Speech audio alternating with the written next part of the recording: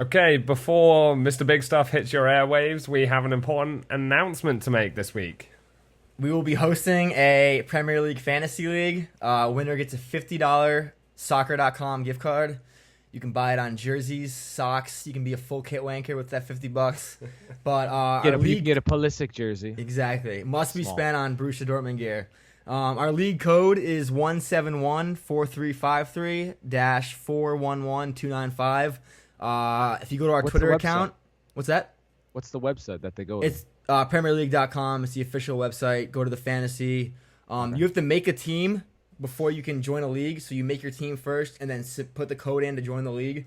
That's kind of a long number. It is pinned to the top of our Twitter account. So if you go to our Twitter account at the Third Touch, it'll be the first thing you see. Join us. There'll be tons of banter, some good laughs. We'll have weekly updates. What's the number again? 171-4353-411295. Join it up, dude. All right, cue the music. Wait in our fantasy league. We're gonna have VAR. We can have a VAR team, an official VAR team. That's my team name, definitely. I can never think of a good team name ever. I think my team last year was just called The Team. Yeah. What are you thinking, Mike? I don't know. It's got to be something. Will Shear's glass ankles. Name of my team. All right, cue the music. Enjoy the episode. Mr. Big later, Stuff. guys.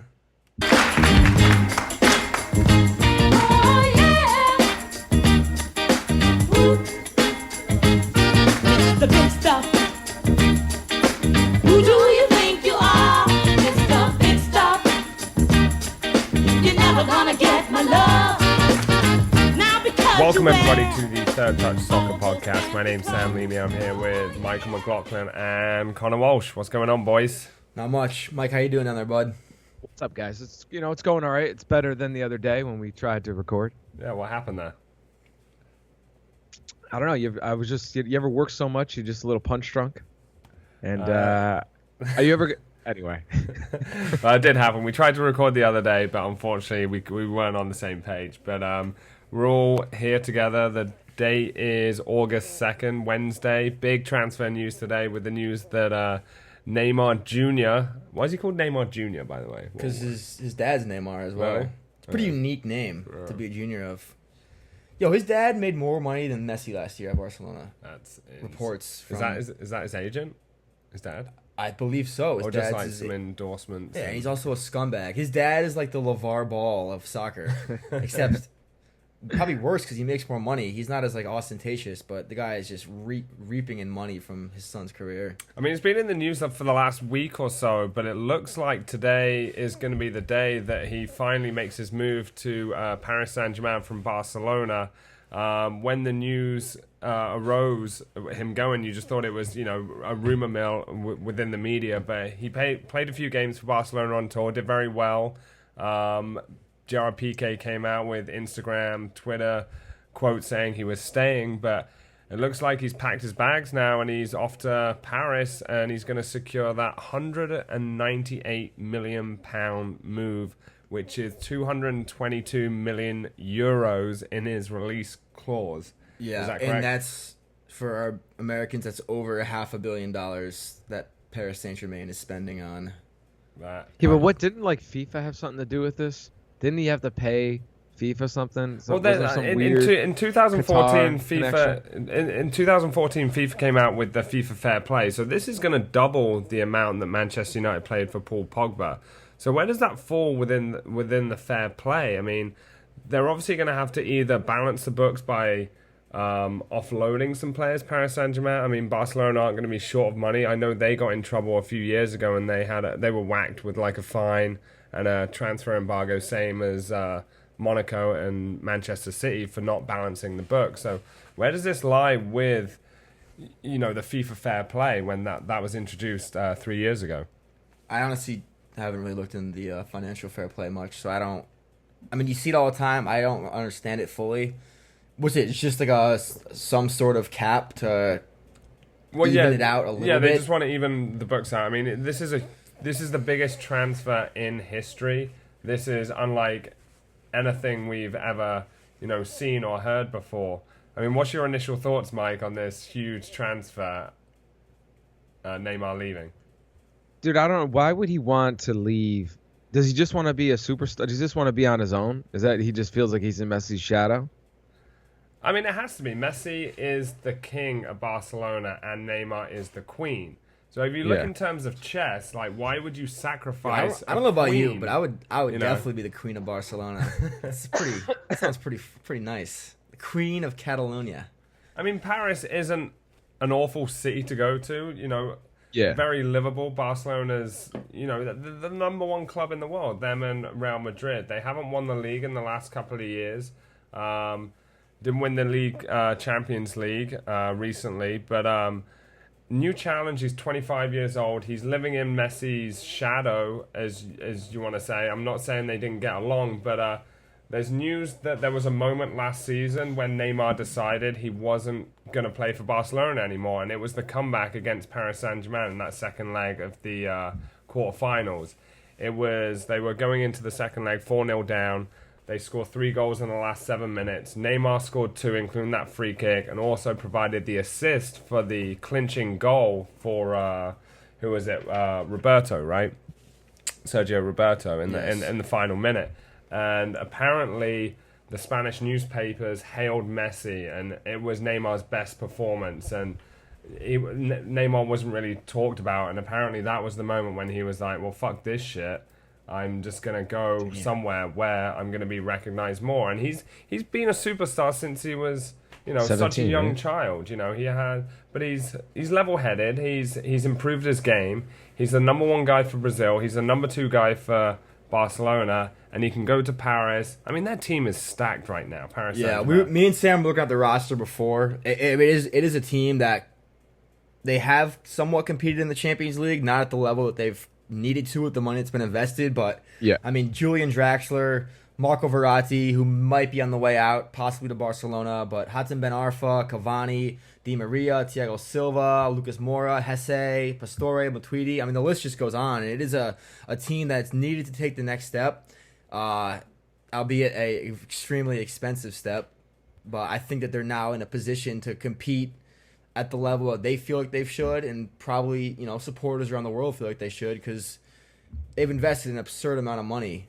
into the team to be at the level they're at. And like I said, his reason here is that he's gonna make PSG be like in the final 4 of the Champions League or in the finals. Well, every other year for the next 5 to 7 years while he's in the prime. You take Neymar out that Barcelona team last season, Paris Saint-Germain were going through to the semi-final. They had a very good shot at winning the Champions League last year. If it wasn't for Neymar, I mean, you take Messi out of the team, yes, that's a big loss, but Neymar was the catalyst of that game. I watched the game, you know, from start to finish. Yeah.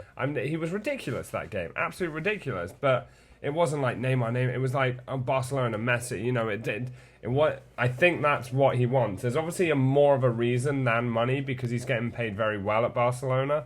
He's going to get paid, you know, even better. But that's another thing. What's up with all these guys and the tax evasion in Europe? I know, like in Europe, if you make over $1 million, everything from that point on just goes to the government. So there's like no point to even make. Well, the Isn't like 85%? It's just so crazy. The taxes in France are even worse.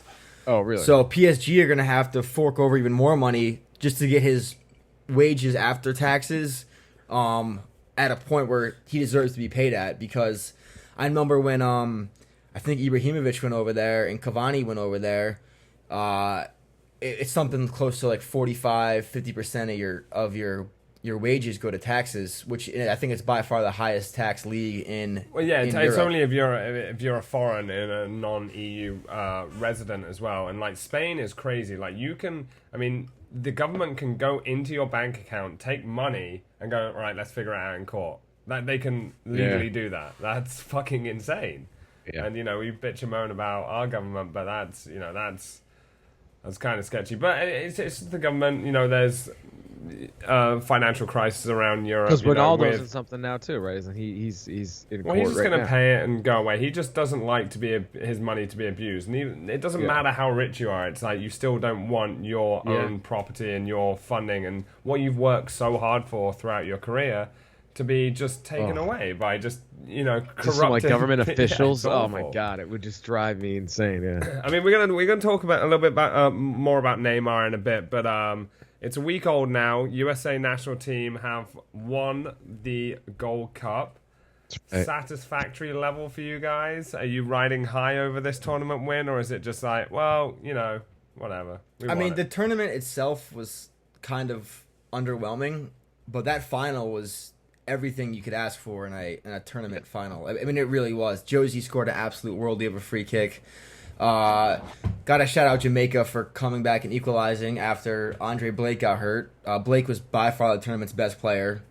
You're talking about the goalkeeper. Andre Blake, yeah, Philadelphia Union keeper, and I think that from Jamaica's standpoint, it must have definitely took a blow in their motivation, but their confidence. Do you for him think to go he could have down. done anything about the 2 goals that were scored? They were definitely whirly goals. I don't know if he could have done No, anything about those I don't games. think so. But the structure of the team, this is I played in defense before, and if you have a weaker goalkeeper, it makes your back line just play a lot stronger. If you have a weaker goalkeeper, you think your back four plays stronger? I think so. Yeah, I disagree. I think knowing that you have a leader behind you is. I mean, the goalie dictates the whole team. He's the eyes of the team. He sees everything, and I think Blake being at the level he is, I don't see how Jamaica couldn't have taken a confidence hit. And one thing also about Jamaica, though, that's the last 2 Gold Cups, they've had major upsets in the semifinal, gone on to the final. I think with the Jamaica group, just with the camaraderie that's there, that you get these guys in a tournament setting, that they can grind out results. I mean, they only conceded 1 goal the entire tournament up until the final, largely because of Andre Blake, but they've played great. And, World Cup qualifying is a different story because you're bringing guys in from all over the world for one-off game, and in this setting where they can sit down and train for a month and be together for 4, 5, 6 games in a row, I think you can see that Jamaica they're built for tournaments. I mean, they're the Bati boys. You saw the videos. You saw the videos in the locker room of them dancing after each game, singing their songs. It's awesome. It's great to see, and it's a shame because Jamaica would be a great team to have in the World Cup. I don't think I wouldn't say the USA dominated that game. You know what I mean? Like they were the more dominant team, but it wasn't like not a competition. It was a real game, And I think the last 2 games are great. Costa Rica, Jamaica, that made the tournament for me. To see Josie play that well, and then Clint come on, and Michael Bradley I thought was the best player other than Blake for the whole tournament. So how was your overall perception of the tournament, Mike? Like, as a US fan, was it just like another Gold Cup in the bag? But you just said the last 2 games were really exciting. I just think the standard. The standard obviously went up throughout the tournament. USA were able to bring in, some of their top players in knockout stages. So obviously they were expected to win. They were overwhelming favorites. But as a fan, like, is it just like, okay, we're going to sweep this one behind us, and or are you kind of ecstatic? I mean, I thought know. I saw. You don't look or sound ecstatic. Well, come on. I'll say this is that when I watched the Costa Rica game, seeing how into it Altidore everybody was in, it got me into it. The game was fun. It was a good game, and Connor's right. If they split it up to make the Gold Cup every 4 years, then it might make it a little more special, a little more meaningful. Yeah. Meaningful, yeah. And especially with CONCACAF getting better and better. I mean, now it's not just Mexico is the other good team. Costa Rica's good. Honduras not that bad. Jamaica might be improving. Trinidad and Tobago, MLS players in there as well. It's the region is definitely improved, and you have to wonder if just because it's still not a top region, if CONCACAF needs the money of doing it every 2 years. Because I mean, bottom line is some of the group stage games, say between Canada and French Guyana or whatever, no one's at the game, but you have 50, 60, 70,000 people for semifinals, final, and every USA game sells out, every Mexico game sells out. So you wonder if money drives everything, but if the 2 years is the money's the main reasoning behind that. I mean, I think the standard's gone up as well, and the game itself, Josie Altidore, he's kind of on fire right now for the national team. Jamaica. Can we talk about that? If you're a Sunderland fan, you're watching this Josie Altidore, you're like, what the fuck is this? What was this guy? I don't think Is this any for Sunderland real? fans are watching the Gold Yeah, Cup. but then he takes his shirt off and he's ripped like that. You're like, I think he was fat when he was here, wasn't he? I mean, I don't. Dude, and that free kick, like I think that kick was going in. I think Blake gets a hand to it, but I still think it probably goes in. 'Cause Yeah, that guy, I mean, there was that a lot of keeper got fans who fingertip like to he it. did get fingertips, but it was pretty precise and And it was hard, and it was spinning. So Yeah. even if you got a hand to it, I still think it's going inside netting. yeah, it was a great free kick.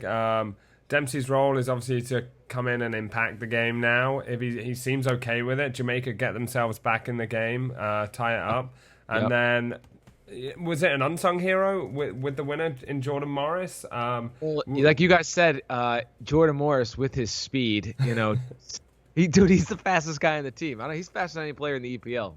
I don't know about that. You guys, you're not with it, but He's not faster than Lyndon Gooch. Is Gooch fast? I think he beats. Yeah, Gooch he was like the in second sprint. fastest player in the Premier League according to That's whatever. He was Weird Bellerin's stats. number one, right? Yeah, Bellerin's the fastest. Bellerin Walcott. But Bellerin got torn up by Bournemouth last season. He did. Well, I'll say this: But is that all the fans want obviously egging on Dempsey to get to overtake Landon Donovan for the all-time goal scoring for the national team. But it was good to see a young US player in Jordan Morris gain that experience. I thought he care that played great. much, and what a great goal to win the game. Yeah, it was. It was well slotted. It was nice. I thought he played well. I thought he's using his left foot now. I think he's on the World Cup squad next year. Morris? Yeah, Oh, absolutely. 100%. I think 100%. I think Dude. he was regardless. I think the bigger question is if Clint Dempsey's willing to have a bench role for that Yes. World Cup. I think he I mean, what, 35 next 30, he'll be 35 by the He'll be next World 35 Cup. next summer. But do you think He'll start Jordan one of Mor- those group games, maybe. Do you think Jordan Morris he's hitting the bench press too hard? Think he's too jacked? Dude, I saw a picture on Twitter that the Sounders tweeted out. It got a ton of retweets. Yeah. This dude is like straight, like sinewy, like Ronaldo ripped almost, bro. And then Sinewy? like he's so sinewy. Oh my god. How old is he? He's 21. 21? Yeah, sure. Yeah, I think he's 20. I don't know. Yeah, he's in that range. Yeah, him 21, and Acosta are. 21, He's 22. Jordan Morris is 22. Wait, he takes his shirt off. No, but he's in like the training tank top. Ah, He's got his little man shorts on, his little man soccer shorts on, and dude, he is V-cut. an absolute V-cut. monster. It was just he's a beast, dude. He's Well, an my animal. one buddy, comic of mine, I'll give Harrison. He calls that V cut right there that guys have, calls it cum gutters. Oh my god. But this was USA's Sorry. sixth Gold Cup title. Jamaica runners up again. Jordan Morris was one of the top goal scorers with 3 goals. Best player of the tournament. He only played 3 games, but No, Michael Bradley. Yeah, You, you think that was justified?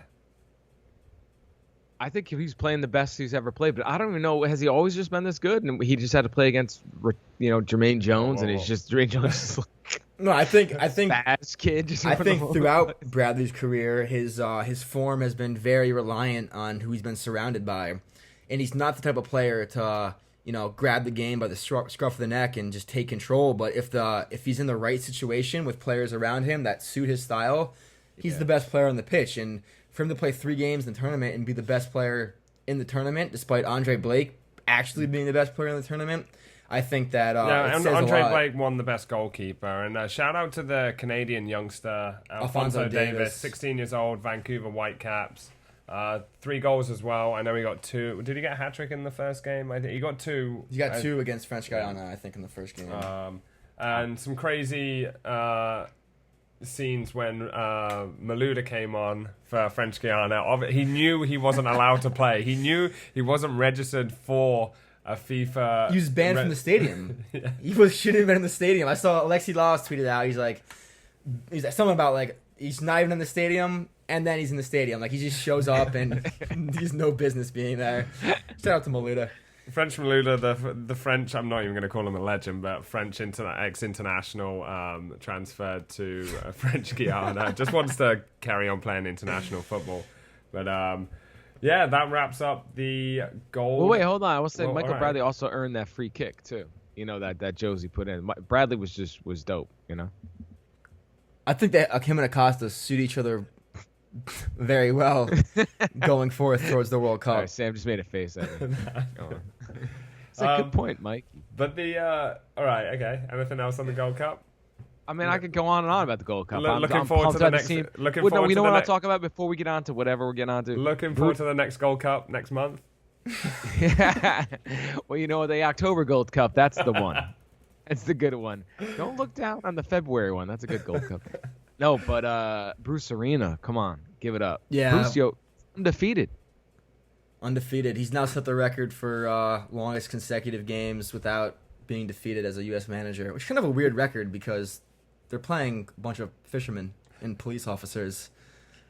But whatever we were shout playing. out Bruce. No, he's been great, Played- dude. Everything also- Bruce.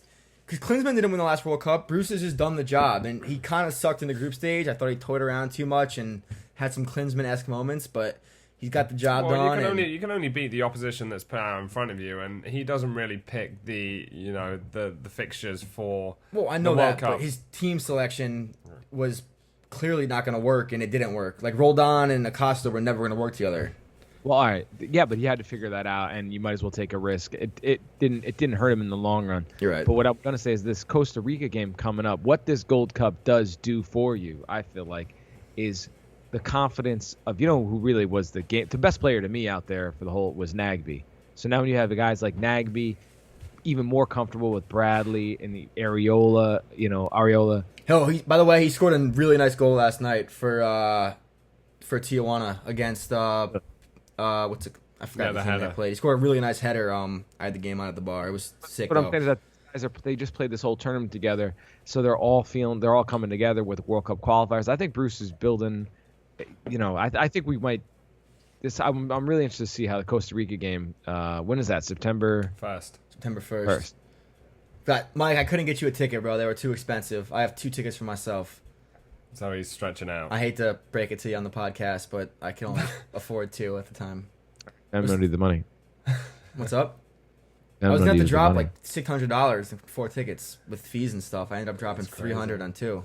Wow, through Ticketmaster. Ticketmaster it was $130 plus fees and stuff. This episode is not sponsored by Ticketmaster. Yeah, absolutely not. It's sponsored by. I'll figure out some way to get to the game. If anybody out there wants to take me to the game, Costa Rica game, September 1st, Red Bull, I'm with you. I'll hit up the American Outlaws. Whatever. We should have a listener meetup. Any listener meet us at this parking spot, and we'll give you 1 free beer and like a bag of chips or something. Actually, we should get press passes. Oh, Okay, there's no harm. Hey. There's no harm. oh, I like that. Hey, Finish it. oh, All right, Sam, All right, continue. okay. So that wraps up the Gold Cup. You want to do that now? yeah, sure. Might as well. Okay. Well, I just want to go. The MLS we're going to do the MLS section later. A lot of the players that played in the Gold Cup were back in action for their clubs at the weekend. We'll get onto that a little bit later on. But some interesting news this week. We haven't talked about him in a while. Freddy Adu is back in the news. He made a trip to Poland as a trialist. The chairman invited him over. The marketing manager invited him over. He was thinking he didn't want any, press photography. He didn't want any of that. He thought he was going over there, just going to have a little run out and be signed. Apparently, he was going to be signed by... I don't even know if you can pronounce it. I'm going to try here. They're in the second division last year. He had a chance to go over last year when they're in the second division. They are Polish club Sanjeka Noli Sach. And they got promoted. He was at the Tampa Bay Rowdies last year. Barely. And manager Radoslaw Kokoyski. Yeah. Sure. He's a big listener. Sorry we butchered your name. Big listener. But he was the only one within the club that had no idea that Freddy Adu was coming over. So Freddy Adu made the trip over. He was apparently in the other room. He was in like a waiting room, and there was like a board meeting, and he heard the coach, start swearing or just ranting in Polish. Call him an old vacuum cleaner. Well, it's fun. How old is Freddy? He's only 27. He's 28. Oh, he's 28. I think this is really sad.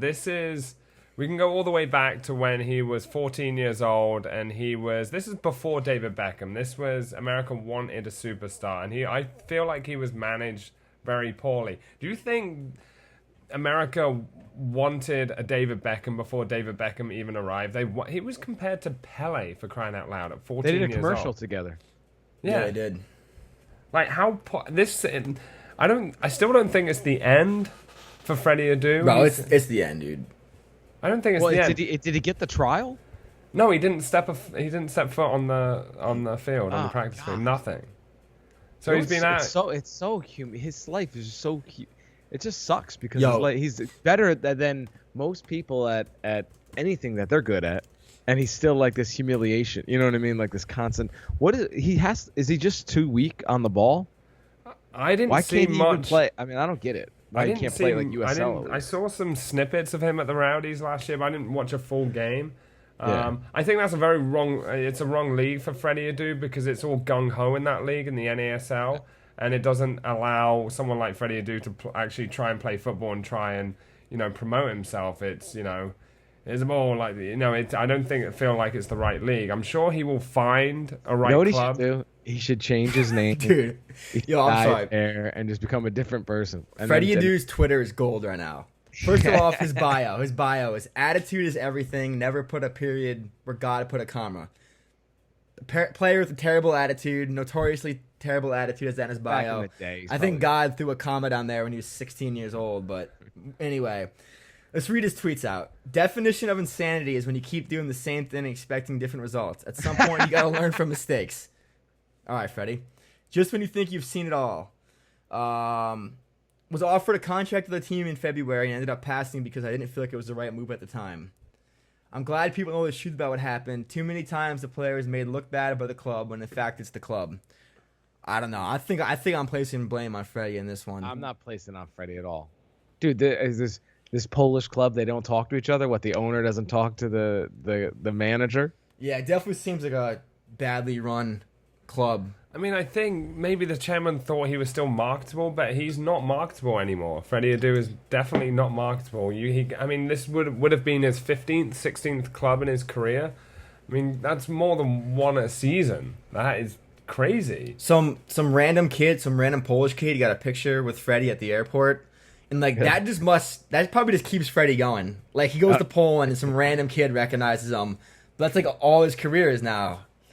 He should start doing motivational speaking, cautionary tales to like athletes about getting too much money too quickly, going to like NBA camps and giving speeches to like the kids that are blowing up. Like, don't you understand? Even though you're number one right now and you're number one in your state, let's be honest, only about 10% of you are going to really have a career. I mean, I really can't wait for the ESPN 30 to 30 on Freddy Adu. I think it's going to make very enjoyable watching. It's going to be great. I think it's a really sad story. At the end of the day, it's still a human being that's still trying to develop his career, and he's still looking for work. It's kind of sad. And I feel like America has sacrificed someone. It's a person. It's a scapegoat. And I think it's extremely sad. And at that time period in the mid-2000s, when the MLS was still growing, it was only 10 years old, and they were looking to ignite something, and that's what they did with David Beckham. And 2-3 years prior, a guy with a bit of skill, 14 years old, had a bit of skill, he had something, and they threw him in the deep end. And he was poorly managed, he was poorly guided, and it's having the effects now. He probably didn't work hard enough at that time period where you would have went from the best 14-year-old in the country to the best 19-year-old in the country. You know what I mean? He quickly fell behind everybody by the time he was 18. I mean, 19. he was playing in the MLS at 14 years old. It's a boy against men. I mean, even when Ferguson had the Magnificent Seven, he knew how to manage these players. He wasn't playing David Beckham at the beginning, even though he probably could. He wasn't playing Paul Scholes 90 minutes. Yeah. Wayne Rooney wasn't playing 90-minute games when he was 16. He was playing here and there. And for Freddy Adu to come in at 14 and play game after game after game against men, and he'll get like one knock and go, fuck, this sucks, And he's definitely a victim. He's definitely a victim of a system that was desperate for someone like him. However, he was just thrown to the fish by his parents. He was obviously poorly managed. Like you said, these players weren't playing at that age, and I think that he was What- nowhere near ready. And although Well, he, I don't think he tore up Celtic though. That's the best video I need. That was what I was gonna say. When he was 16, he tore Celtic up, and the U17 World Cup, or was it the U20 World Cup? one of the two. Which World Cup? I think it was U20 Yeah. World Cup. But he's when playing he on the just- same level there. He's playing. He you know, he's not, torched, he's he not torched playing Brazil against. and Poland. He's not playing against veteran MLS players who've playing since day one. You know. Yeah. And I remember that watching Wa- that game. what, I think Jeff it was Wolf? against. What's he called? Josh Wolf. Josh Wolf. That's the homie. I have a picture of Josh Wolf in my room at my parents' house, hanging on the wall. I remember the one game against Poland. I think he had that really awesome like turnaround goal where he kind of like turned around and then curled it, and then the British announcer was like, "They're learning how to play the game." I was like, I remember getting all excited about that. But I know one person, he's not gonna have a 30 for 30 until he has a little success. So there has to be some type of positive. By the time he's in his early 30s, it's got to be a positive end to this. Well, it could just story. be a sob story. The whole thing is just a depressing, and like I know he one ends person up that could being like a Yeah. professional I mean, FIFA player. let's try That's and his- let's like try and not predict his. I know, his no, I know, future. I know he does. There's one man who is always was behind him. He could change it all right now. Mike He McLaughlin. Yes, no, Bob Bradley. Tiger Woods. Put him on the what's the new LA team? LAFC. LAFC. We'll Yeah. talk about that in a minute. All right. Well, we wish Freddy Adu the best of luck in his future endeavors. I mean, it is. I think it's a sad story anyway. But I'm sure he'll find. I know there's a right club out there for him. But we wish him the best of luck. I love Freddie. But yeah, if you're listening, Freddie, we love you, buddy. We're behind you. But we're going to go back to Neymar now, and new developments whilst we've been recording. Apparently, Sky Sports have reported That he, they literally just tweeted a minute ago. Neymar agrees to 5-year deal at PSG worth £450 million, earning £515,000 a week after taxes. So After taxes. he's more or less making £1 million a week. That's really- Or a million American dollars a week. It's pretty wild. Shout out to him though. I think that he absolutely deserves it, and I think. I mean, I don't think it's about the money. It really isn't about the money. I respect what he's doing, honestly, because he is going to be the world's best player, and he wants to pave his own path. And I think the Barcelona route it's been done before. Messi did it. You know what I Yeah. mean? He made Barcelona great again after not a rough patch for Barcelona, but they struggled. They weren't the best team in the world in the 90s. I mean, they were good, but Messi took them back to the level that they felt they should be at. And Well, I would Neymar say is you got to give Ronaldinho a little bit of credit there. He had those. yeah, like, no, 2 Dino years. was great, but Messi was a part of that too. Obviously, Yeah, Dino at that point was more influential, but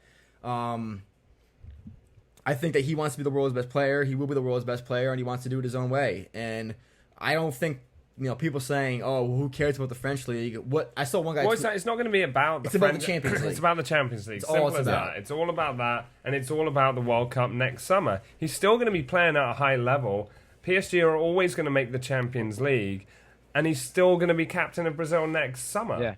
Yeah. That's what it's about. And if he really wants the Ballon d'Or and he wants the Champions League, he's kind of at the right club. They were close last year. They were very close. They've progressively been getting closer. And with the team around him as well, the structure's there. The city's, a good city to live in. Paris is very similar to the city of Barcelona. He's not going to feel uncomfortable there. I feel like somewhat Spain is more against Brazilians because they're, from Portuguese descent than other South American countries. So there's a less of connect there with, the likes of Cavani and Messi and and other South American players. But So- I think he's going to be very comfortable in Paris. I think the main question is who does Barcelona replace him with? I know they've been linked to Coutinho, but for me, there's only one player in the world that can even come close to that level Neymar's at, and it's Dybala. And I think he's the only player that can jump right in and have a more than a positive impact. The type of player that can take over a game. And I think Barcelona needs that. And it's just I don't think Juventus will sell him. And his release clause is going to be not as much as Neymar's, but it's going to be. It'll be more than Pogba's to sign Dybala at this point. So he'll be the second most expensive transfer ever. What about maybe Dembele? Well, there's been a few names like thrown in there. Obviously, kid. a left winger.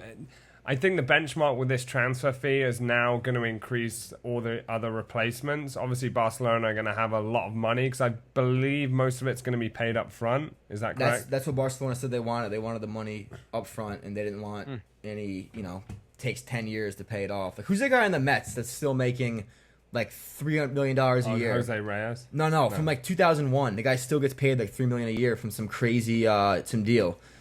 Obviously, that's a little bit off topic. In annuities, like Mo Vaughn? No, it's some random Hispanic dude that I honestly forgot the name, but I don't think Barcelona wants something like that where they're paying for Neymar or their PSG's paying for Neymar 15 years down the road. They're still slowly paying.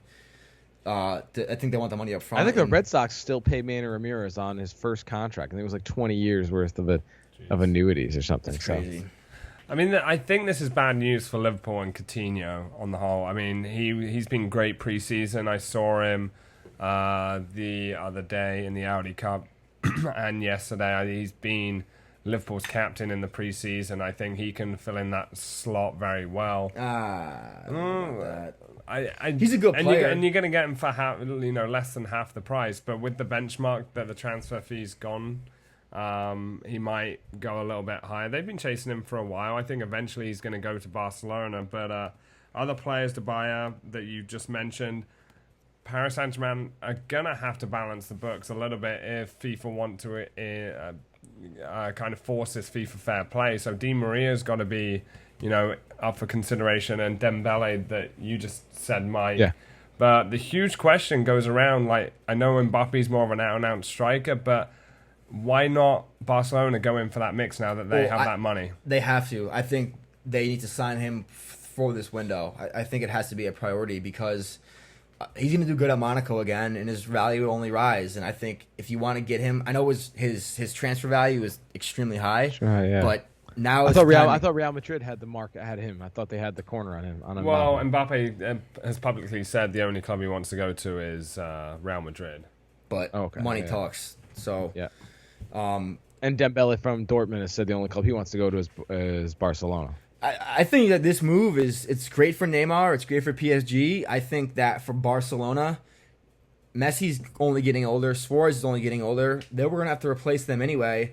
And now they're going to have to replace Neymar as well, which is not going to be easy. And MSN is now done. And Messi Suarez is going to be done in the next 3, 4, 5 years, whatever. I think that they're going to have a lot of rebuilding to do, and I think that is this the end of an era for Barcelona? Is there time at the top? Does this hurt them more than it helps them? I know they're getting a ton of money, but they've had a rough few years, with Johan Cruyff passing away, one of their ex-managers losing his battle to cancer, their president a few years ago, getting done for money laundering.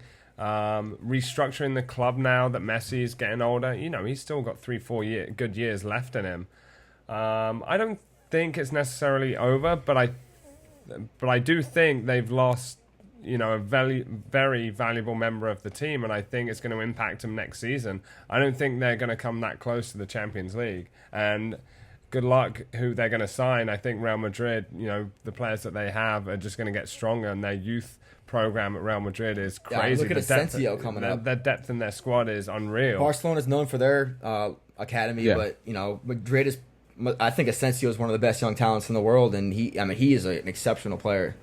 It just looks like Barcelona are getting weaker and Real Madrid are getting stronger, and Real Madrid are already on top of Barcelona at the present time. Exactly. What do you think, Mike? Do you think this is a good move for Neymar? I guess so. I don't know. If he wants to win Ballon d'Ors and all that shit, whatever. It's cool. I like it because it's like Barcelona is too much anyway. Well, it's up for debate if it's a personal decision or, a team decision. I think it's a bit of both. I think, we just said PSG are more than capable of winning the Champions League. And, the players that Monaco are developing, the French league is getting more recognition. It's just,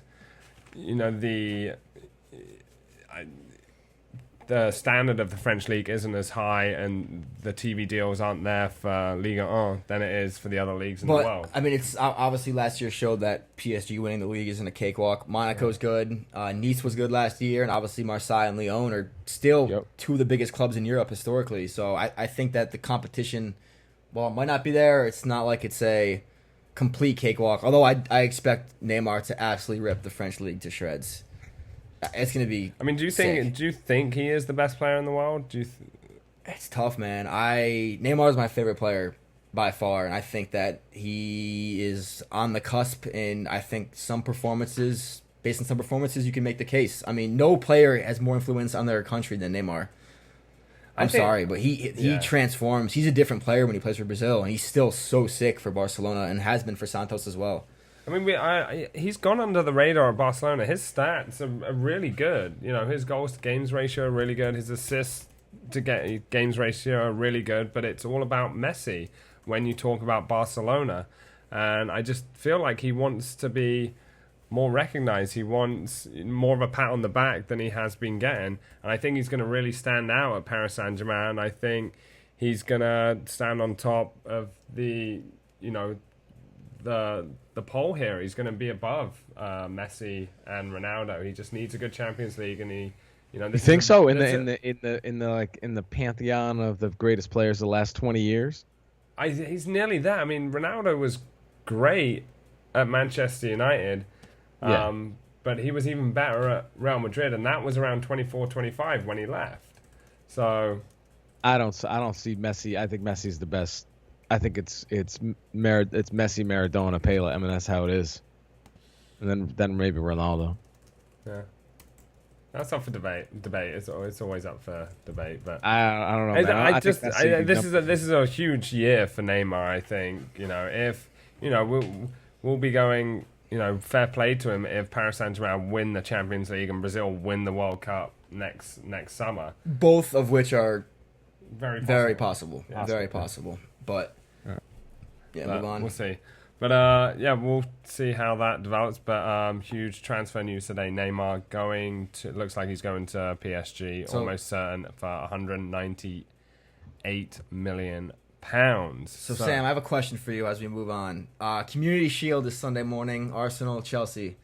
Is this a glorified preseason game in the minds of the English people, or is this a actual? How do they view this game? Because I've always enjoyed the Community Shield, but it's definitely still a preseason game. So it's for the community, right? Yeah. It used to be called the Charity Shield. That's what it used to be known as. So there's a lot of money that goes to disperse into the community and the charity. I think the word charity was, more frowned upon. But it's a showcase. Players do care. Everyone's coming off friendlies over the summer from around the world. A lot of people are jet lagged. I mean, now that teams are going to, Hong Kong and, the West Coast of America, Australia. And it's good to be home, good to be back in England and getting a feel for it. And playing at Wembley, every player wants to play at Wembley. I mean, the stadium's sold out. The stadium will be split in half. It looks like the FA Cup final. Maybe not as packed, but it's still, it's a big occasion. Yeah, and it's one of the only games in the season where the weather's normally kind of nice and the players can enjoy it. Yeah, but MLS section. Week 21. This is a big MLS section. There's a lot to talk about. This past week in MLS was... Well, this was most of the players coming off the Gold Cup last Wednesday. They went back to their clubs. Yeah, they all played this past weekend, but it was a big week, exciting week, a lot of news. Two big stories, the first of which was our favorite Englishman, Dom Dwyer, heading to Orlando. Favorite Englishman? Come on, boys. Come on. He's our favorite. Oh, yeah, you're English. Sick. But, yeah, he's heading back to Orlando. He played for the USL side before they were promoted via $150 million buy-in to the MLS. But it was a big deal, probably the biggest deal in league history what is the biggest deal in league history between club to club. $400,000 in general allocation money, $500,000 in targeted allocation money, and another $700,000 in assorted allocation money. And a lot of allocation money. Well, it only adds up to like $1.6 million, but in reality, this money for what it is in MLS is worth pretty much triple of its actual value. So his actual transfer is probably close to $5, $6, $7 million. general allocation money is just straight up MLS currency. It's like, online currency in your favorite video game, but it's MLS. So it's actually a much bigger deal than the money on the table shows. What do you guys think? I mean, I know this is the last year of his contract for Sporting Kansas City. So do you think, who are top of the Western Conference, they got to just try to be cashing in to make money off of him and getting a ton of allocation money. Oh, 100%. Yeah. And I think it's a good deal for both clubs, obviously, because now Sporting Kansas City just has an absurd amount of money. They're going to be spending that potentially on Christian Nemeth, who played for them a few years ago, the Hungarian striker. He did a decent job for them. He's not on the Dom Dwyer level, but I mean, this is a player that over the last 5 years, only David Villa has scored more goals than. He's one of the best strikers in MLS, and Orlando's needed this. They're currently 2 points out of a playoff spot. Ninth in the Eastern Why am I Conference. not? I am just not on the Dom Dwyer bandwagon. I don't know why I'm not on it. I mean, You need to send me a highlight package. Or If you something. watch him in MLS, I'm not into it. he's a really, for what he is, he's a very good, very good constantly MLS get him striker. confused with the name of the MLS, the MLS commissioner. Don Garber. Yeah. It's too many Doms. Too many T.O. Dom. Like, who's who? I don't know. I know we don't like Don Garber. Sorry. MLS roundup. My bad. No, you're good, dude. You're good. But yeah, this obviously Kansas City is trying to cash in now, make as much money as they can. The biggest question is going to be where does Kyle Larin go to play? He's been linked to Besiktas, which would be a huge move for him, Champions League club. But if what's his face down there, the idiot manager down there, Kreis, can figure out how to get them to play together, that's the two of the best forwards in MLS now playing together. I don't see it happening. Well, he's in a bit of a situation, Carl Aaron, down there. I think he should go. He's gone off the boil. It was like, I can't even remember the last time he scored. But still, good he's striker. he's a good being bullish. looked at by a bunch of European clubs, so there has to be some sort of value there. Dwyer played his first game for Orlando this weekend. Got in a nice little scuffle. He was all fired up, pushing guys, choking dudes out. It was pretty good to see, I guess. That was the first big story. Second big story is our favorite manager, Boob, is back. Boob is back. Signed for LAFC, Freddy. and he's been in this position before. His first year as a manager in the MLS with Chicago, it was Chicago's first season as a club. They won the league. He's been in this spot before. I think that he is the right man for a job. Although I saw a report, someone tweeted at our Twitter account this week that the Swansea players thought he was an absolute joke. Yeah, well, I heard one of the Swansea strikers, I can't remember who it was, but he was signed by the previous manager who was let go. Then Bob Bradley came in, started to change things around and said every player was confused, had no idea what was going on, there was no structure, it was kind of a joke. But in the 11 games, in charge, he only accumulated, I think it was 8 points out of a possible. about Wait, how is it? I don't get it. Like, what does that even mean? Like, he doesn't go out there. He goes, boys, ball, run. Like, what? I don't get. Well, I don't know. I don't know. But I mean, a lot of the current USA players have jumped in the defense of Bob Bradley. It's just the respect level. I don't know what goes on behind the scenes at professional clubs in the Premier League, but apparently he came in, he was nonchalant, and everyone just didn't take him seriously. I think that's what it is. And when you have that first perception of someone, it's like, first impressions mean a lot. People always say that. So if he came in and was like, "Hey guys, what's going on? My name's Bob Bradley," it's like, all right. Everyone's mind just shuts off. So and whatever he says thereafter means nothing. But Have you seen what Bob's been up to since his signing? This guy's been all over LA. His attire, he's dressed like a 23-year-old Brooklyn hipster. He's like a streetwear god, repping Supreme.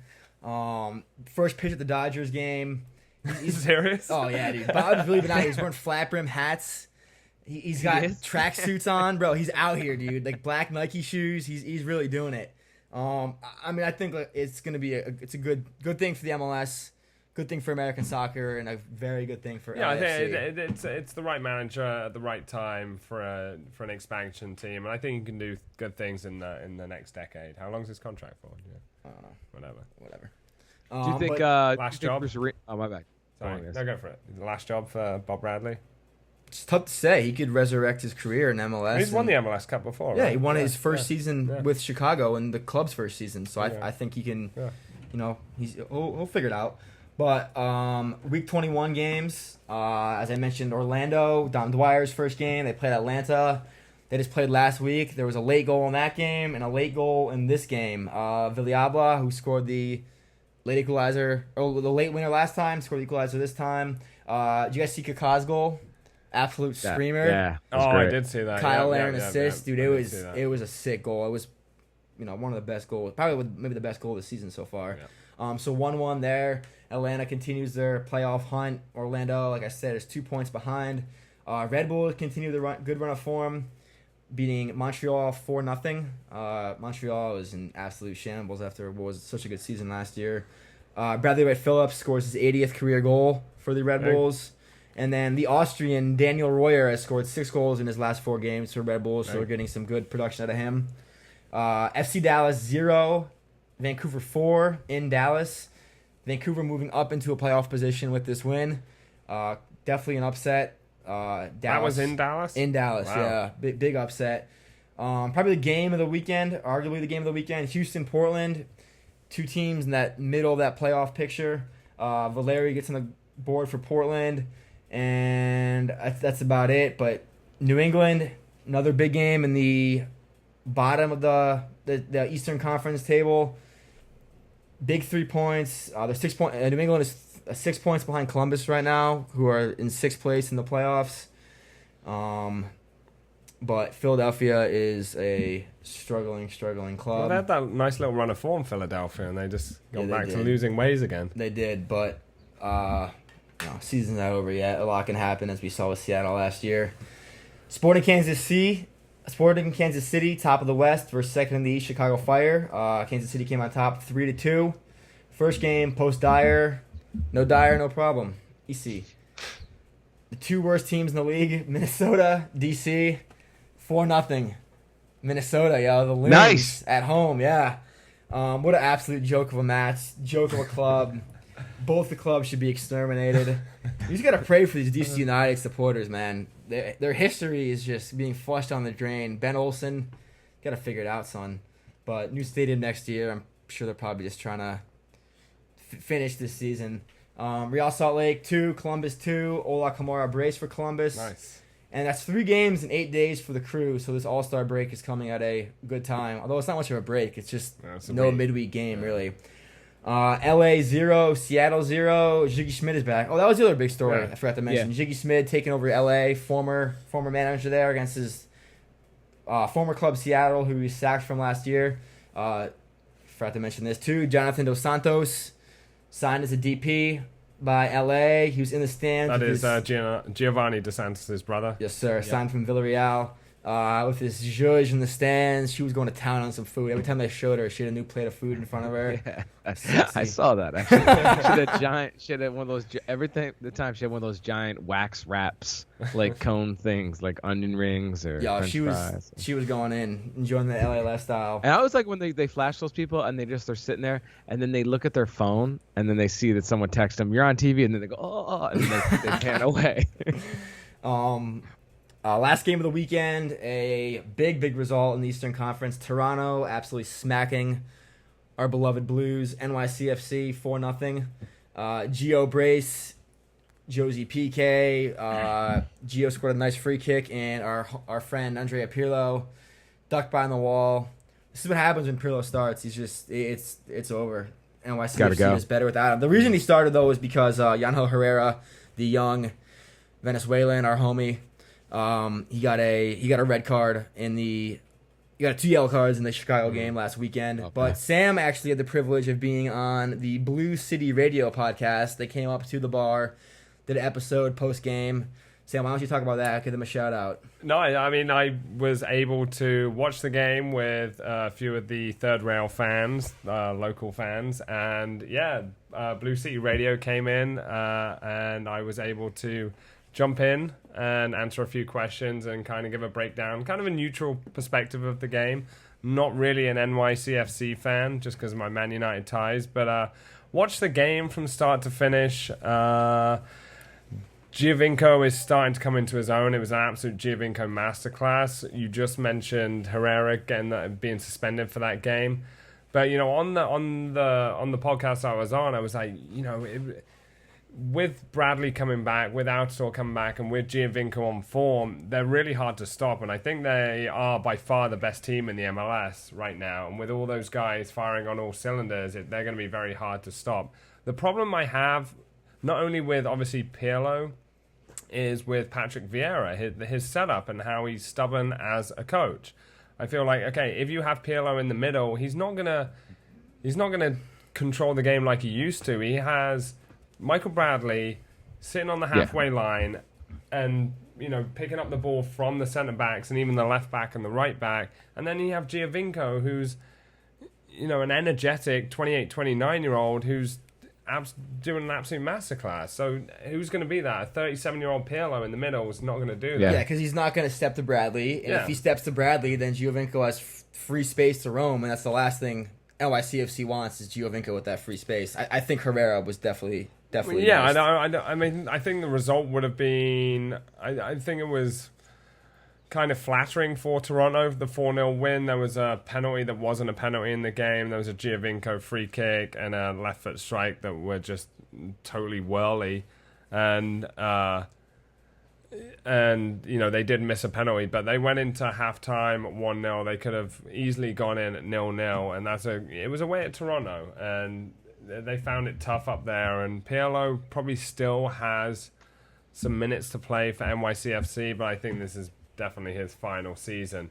The main concern is when the playoffs do come around, how do you beat Toronto? That's the big question. We went to the second leg at Yankee Stadium last year, and it was 4-0 after 20 minutes. 20 minutes, yeah. And I mean, there's a slight improvement, I guess. It was 4-0 after 90 minutes. They got to be. Yeah, they tied 2 weeks ago, and they gave R.J. Allen gave him a penalty in the 90th minute. So they were 3 minutes of stoppage time away from beating them. It can be done. Yeah. NYCFC is definitely going to have to do it, but also you get into the second half of the season, and Toronto was the best team last year, but lost in the final. Yeah, exactly. So they're driven to that teams that lose in the final in those ways that stay together are always the best team in the league the next year for the most part, like in any sport almost. Yeah, David Villa was very isolated up front. He could not get the ball. And when I just think the depth of NYCFC is not there like Toronto. They have the depth. They have the best USA national team players in their team.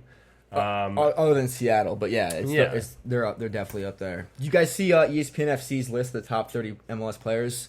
No. I'm not gonna read up the whole list, but it's pretty interesting. I'll read off the top. Can we guess? Yeah, sure. Guess the top three. Was the top that three way. So we're not MLS players. It's not American players. It's just MLS players, right? Yep. All right, top three. Number one, I'm gonna go with that. They're gonna say is David Villa. Correct. Number two should be Giovinco. Yes, Giovinco, number two. And three. It's not Freddy Adu. Yeah, that's what I was gonna go with. Three, maybe like Ladero in Seattle or something? Nope. He's actually not even in the top 10. Diego Valeri from Portland, number 3. Schweinsteiger, 4. Ignacio. He's played 11 games. And Schweinsteiger is going to be the captain for the MLS All-Stars on Wednesday. Oh, he is? Tonight. Yeah, we'll touch on that. Oh, shit, that's tonight? Yeah, against Real Madrid. Number 4, Schweinsteiger. Number 5, Piatti. Rest of the list. Dax McCarty's number 9. Altidore was number 8. Where's my boy, though? Michael Bradley 7, and then Kyle Aaron's 10. Where's Nagby? Where's our buddy? Mike, Ladero's 10. Okay. Nagby's 11, I mean. Nagby's 18. Clint Dempsey 16. Calvin Acosta 12. What else we got here? Benny Philhaber 25. Philhaber. Yeah, it's a pretty good list, though. It really is. It's I've struggled disagreeing with most of it, but as we said, MLS All-Star Game tonight. You guys watching? Oh, Mike, what you gonna say? Definitely going to watch. But I got to ask one question because, I'm a big Nagby guy. Love Nagby. Why is he... I feel when I watch him with Portland, he's a little more reserved. Is Bruce Arena telling him to be aggressive all the time? That's why he looks so good on the USA team? Why does he look so good? He's a good player. He plays good for... He's great for Portland. I think he plays just as good for Portland, if not better than the USA. He's more comfortable with Portland.